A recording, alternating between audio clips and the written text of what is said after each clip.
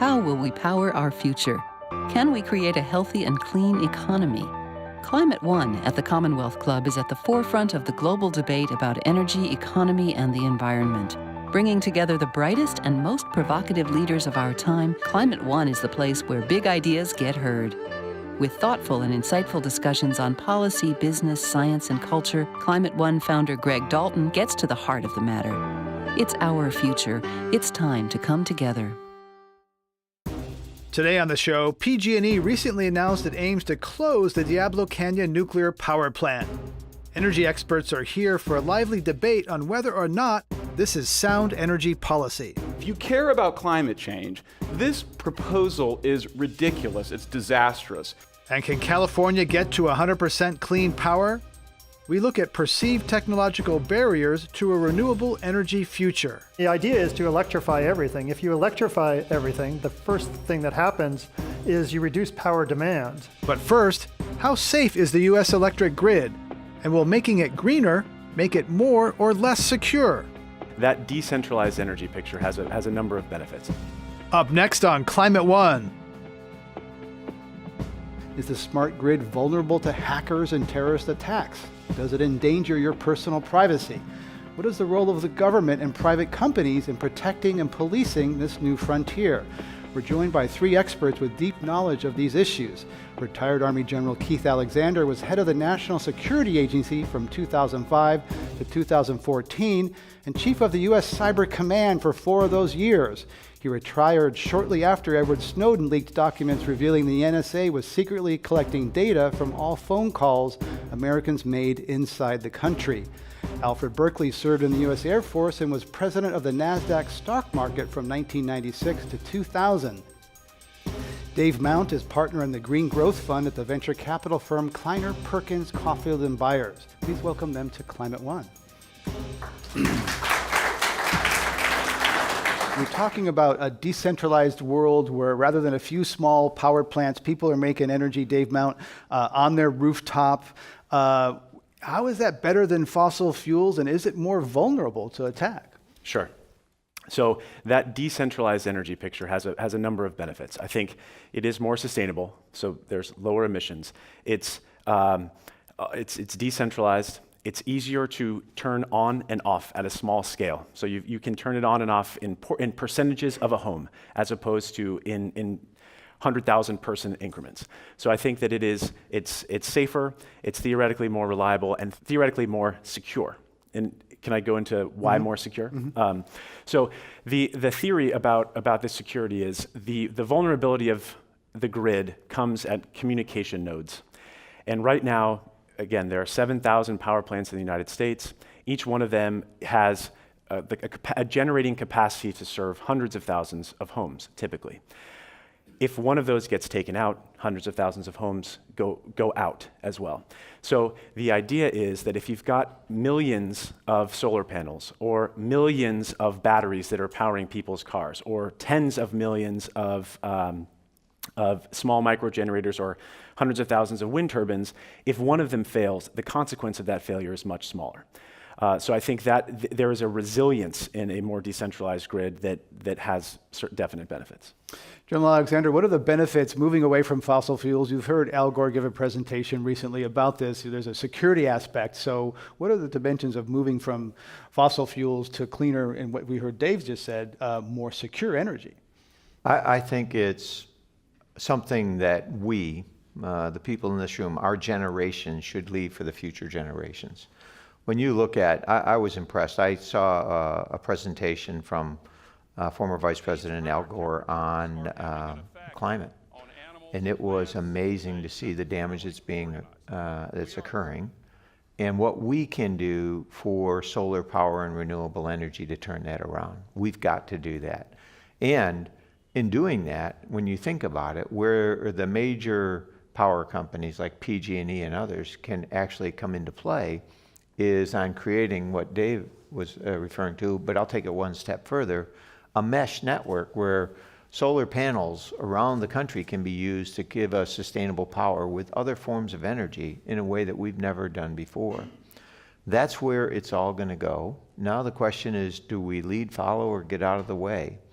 And I think what Dixon Wright is doing with Orange Button with Al and trying to push that solar thing is absolutely the right way to go. We ought to lead, get small businesses in there, help do this. It saves the future for my grandchildren, for our grandchildren, and it's something that we ought to do. General Keith Alexander is former head of the NSA. I'd like to ask Alfred Berkeley, will the incumbent companies, the fossil fuel companies, will they try to block and slow down the future the General just described? I think there's always a tendency on the part of incumbents to protect what they have. But I think the insurgent newcomers into the game are playing such a forceful game that they're going to force the issue. And you're going to see the existing incumbents trying to get on the sustainable bandwagon. I want to bring this to the grid. Ted Koppel, the journalist from Nightline ABC News, wrote a book, Lights Out, said that the grid is vulnerable as it is today. And General Alexander, it could be out for a long time. The government is unprepared. He painted a very dark sort of doomsday scenario. How realistic is that? You bring out an incredibly important point. And that is today, as companies and as individuals, if a nation state were to attack us in cyberspace, should we be expected to be able to defeat a nation state attacking us? We don't in the physical area. Why is it in cyber? And then if we say, nope, the government's got to step in there, you get to the question, so how do you do that? So the recent cyber legislation was to say, well, government and industry ought to be able to pass information back and forth. Dave Mount, a lot of Silicon Valley companies want the government as far away as possible. And yet what we just heard from the General is that there needs to be closer collaboration and information sharing with government. What does tech companies think about that? So I think you're right. Most tech companies need to be sure they can succeed without regulation. And that's how they would think about it. If a company requires some piece of regulation in order to be successful, very difficult to succeed or very difficult to get the backing of venture capitalists. I think in the case of security, and I think in these discussions that we're having around security for the Internet of Things, security for the grid, there is an important distinction to be made around the security of personally identifiable information or emails from a Sony type of situation, and the actual physical security that can be at risk because of vulnerabilities around the grid. And I think that distinction is clear enough where I would say the government probably does have a role in organizing or orchestrating to defend against threats that could have a physical security safety impact. Some of those things like if a power plant could actually get shut down. The cases that Ted Koppel describes in his book, those seem separate and distinct enough from my perspective to warrant having a broader discussion. We're going to go to our lightning round and ask some brisk questions, single answer questions, starting with Dave Mount. True or false, Alexa, the new speech bot from Amazon, is more useful than Siri? True. Also for Dave Mount, Alexa sent flowers to your wife for you after a recent argument at home. False.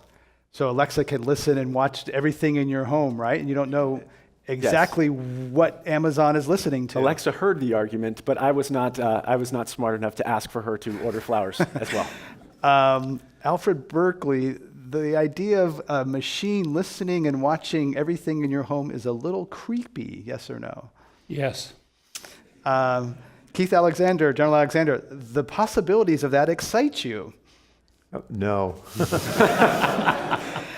Alfred, It actually causes me sleepless nights just thinking about that. No offense, Alfred. I mean, Alfred Berkeley, true or false, venture capitalists are not as smart as they think they are. False. Dave Mount, true or false, venture capitalists have a terrible track record in the energy sector. True. General Alexander, you enjoy answering questions from guys like me. yes. Alfred Berkeley, the United States has run up huge federal deficits on 2 wars funded off the national balance sheet and underinvested in infrastructure. Yes. True, excuse me. Dave Mount, you are glad data stored on your iPhone is encrypted. True. Alfred Berkeley, the NSA can look at it anyway. True. General Alexander, your former colleagues peeked at my iPhone in preparation for this program. False. Also for We didn't have your name. We didn't know you were sitting on it. No, I'm just kidding. Sure. Also for General Alexander, you enjoy Jason Bourne movies. I do. They're all In the fact, I look amazingly like him. I try to sell that. I know it's not working. They're all the same, but they're still good. He's great. Alfred Berkeley, true or false, some cybersecurity companies are hyping the threats of hackers to pump up their business. True. Also for Alfred Berkeley, Stuxnet may come back to haunt the United States. True. Dave Mount, government protection of data held by companies could be considered a form of corporate welfare. True. General Alexander, the Foreign Intelligence Surveillance Court, or FISA court, is a rubber stamp. False. Last one for General Alexander. First word that comes to your mind when I say President Donald Trump overseeing the NSA and CIA. Wow. That ends our lightning round. Let's give them a round. Thanks them for that. Up next, the future of Diablo Canyon. Joining our live audience, we're pleased to have 4 guests with varying views on nuclear power in the age of climate disruption. David Baker is a reporter for the San Francisco Chronicle, where he covers PG&E and other energy companies. John Giesman is former executive director of the California Energy Commission. He's a legal advisor to the Alliance for Nuclear Responsibility, an anti-atomic group that supports PG&E's plan to close Diablo Canyon. Diane Grunick is a former commissioner for the California Public Utilities Commission, who is now with the Precourt Institute for Energy at Stanford. And Michael Schellenberger is president of Environmental Progress, a pro-nuclear advocacy group. Please welcome them to Climate One. Thanks, Greg.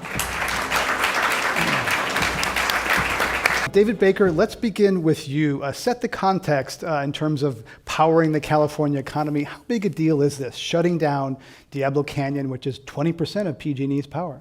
Yeah, it's quite a big deal, not just in terms of PG&E, but in the entire state. The state had, up until a couple of years ago, 2 nuclear power plants running. And then in 2012, one of them closed down because it had a little bit of radioactive steam that leaked out of a particular part. And it turned out that the plant had just spent a whole lot of money on new equipment that was badly designed or just not working properly. And rather than go through the whole process of trying to keep it open and relicensing and all that, its owners decided to close it down. So that left us with just one plant, Diablo Canyon. And to give you a sense of how big the plant is in terms of its importance to the state, last year it was 9%, more than 9% of all the electricity that was generated within California's borders. So all of that coming out of this one plant. Earlier today, I spoke with Bill Mannheim, who's legal counsel for energy supply at PG&E. He talked about why they're closing Diablo Canyon. Let's hear from Bill Mannheim. So the underpinning of PG&E's decision not to relicense Diablo Canyon is really in California's existing green energy policies, which are really visionary. But they are seeking to double energy efficiency by 2030 and increase renewable power to 50% by that time. That displaces the need for much of Diablo Canyon's energy. It's a business decision that was driven by the reality that we no longer need by 2030 the output of Diablo Canyon, and that from a policy perspective and from an economic perspective, it was better to replace the portion that is needed for our customers with energy efficiency and renewables. That's Bill Mannheim from PG&E. Michael Schellenberger, he said they don't need the power, they're going to replace it. What's your response? California tries to take credit as a climate leader, but in fact, our emissions have declined slower than the national average. If this proposal goes forward, and I don't agree with the way you framed it, you suggested that it is going to close. It is a proposal to close it. Emissions will go up the equivalent of adding 1.3 million cars to the road. It will be replaced by natural gas. There's literally nothing in the proposal that requires that Diablo be replaced by any amount of clean power. In fact, on both of the key elements, it just says, we'll do a bunch of energy efficiency. Now, I think the people in California didn't sign up for that. I think we signed up for clean power, for clean energy that doesn't destroy our beautiful desert landscapes. We didn't sign up for big natural gas leakages, but that's exactly what this proposal would lead to. If they succeed with this proposal to close Diablo Canyon, we will become 70% dependent on natural gas. That is a fuel that is just notorious for having huge price spikes. So what we're looking at is a big increase in carbon emissions, big increases in electricity prices, and really, I have to say, just the corruption of a basic positive vision that California has had as an environmental and climate leader. How about the idea that there's no guarantee in the proposal that it will be renewable power, that it could be natural gas? Does the proposal say what Diablo Canyon electricity has to be replaced with? It most certainly does, and I don't think Mike has closely read it if he actually feels that way. There are very clear tranches of new supply that the proposal specifies. Now, I will acknowledge those tranches only address about 1/3 of the Diablo Canyon output. Diane Gruenig, let's get you in here. You've been on the Public Utilities Commission. One of the interesting things here is that the state is predicting declining electricity use. There's a shrinking market here, and it seems to be that there's some scramble of what's going on and how to supply that shrinking market. Is that right? Let me just say that I find the situation in, heaven forbid, about 40 years involved in energy in California, about the most interesting one we've ever tackled or been faced with.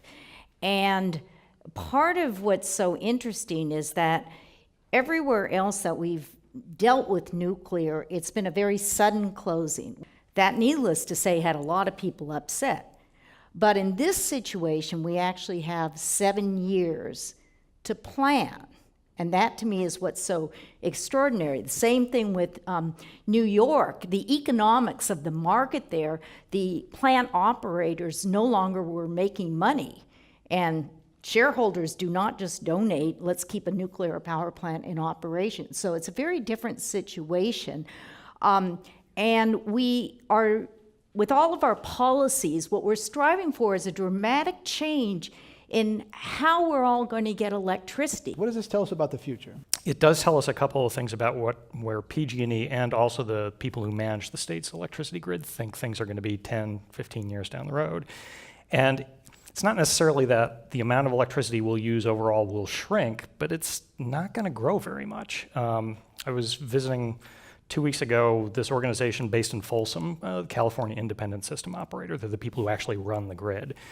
And they are projecting that you look out 10 years from now, and it's basically going to be about the same electricity demand in the state that we have right now, but with a much higher percentage of solar, a bit higher percentage of wind, and a lot of fast ramping natural gas plants that can move up and down as the rest of the system needs it.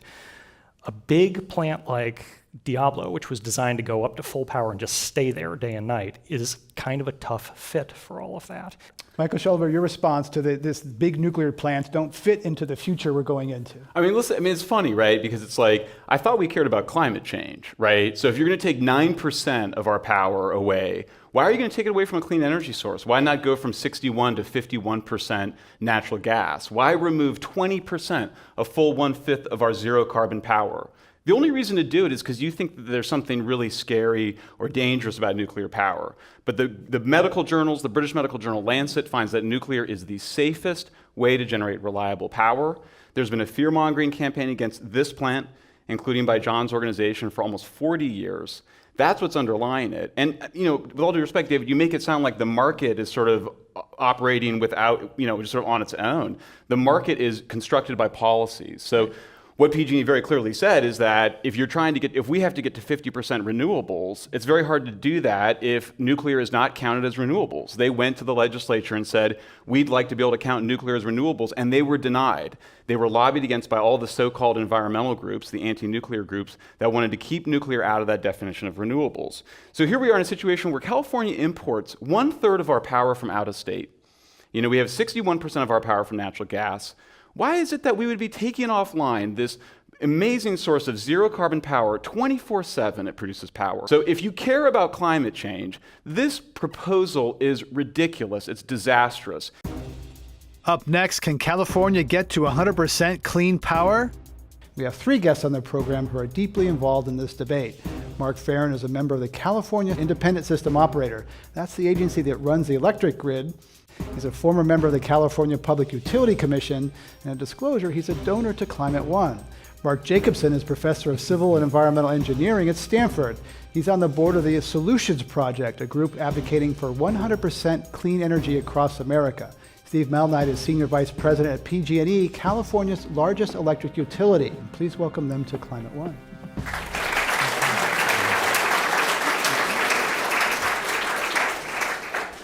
Mark Jacobson, 100%, it sounds like a big, hairy, audacious goal. Tell us how California could get there.